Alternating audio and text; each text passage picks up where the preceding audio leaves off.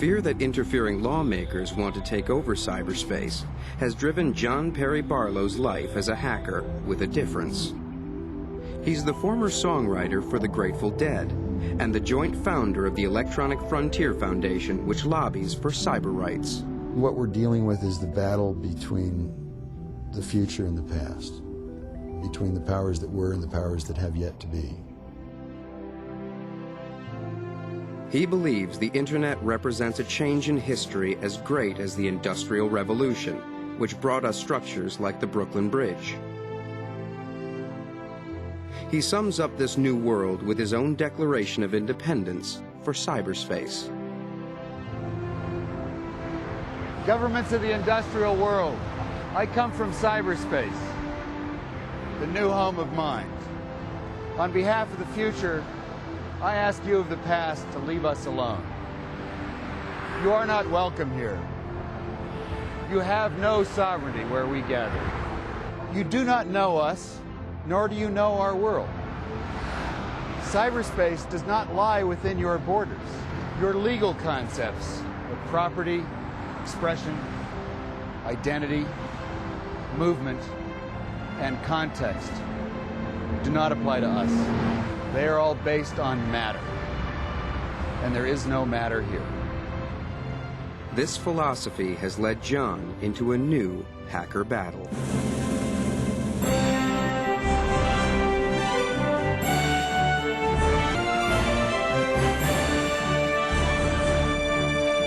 John and the Electronic Frontier Foundation are supporting one of the most widespread and controversial forms of hacking.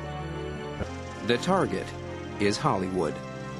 We want cyberspace to be as open to communications of all sorts as possible. To help them fight back, Hollywood has cast a former FBI agent as their good guy. Ken Jacobson has a tough role. Almost every movie released by the Big 7 studios is made available on the web by hackers. It's incredibly common. We have discovered that almost all of our movies, whether they are blockbusters or just regular movies, are up on the internet within 24 to 48 hours after the movie opens in the theaters in the United States. As the heroes of the movie battle it out on the big screen, the outlaws of cyberspace are fighting a battle of their own. It is certainly a hacker's battle. The hackers are the closest thing we have to troops outside of the lawyers that EFF employs to take the motion picture industry and the record industry to court. The hackers are the people who are literally going out there and breaking the encryption codes and unbottling the stuff that needs to be accessible to everybody. It amazes me because these are people who would never ever consider walking into a Tower record store or some other record store or a video store and walking out with a stolen CD or a stolen DVD or a stolen video cassette. But actually we'll go up on the internet and we'll take exactly the same product and we'll decide that it should be free and that it's not a theft that's occurred.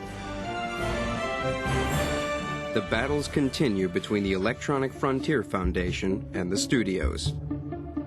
But in the town that gave America so many of its heroic villains, the modern band of mischief-making outlaws seems to be having the last laugh.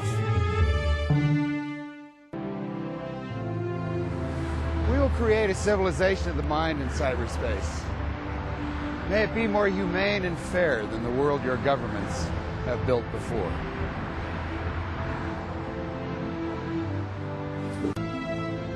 We will spread ourselves across the planet so that no one may arrest our thoughts.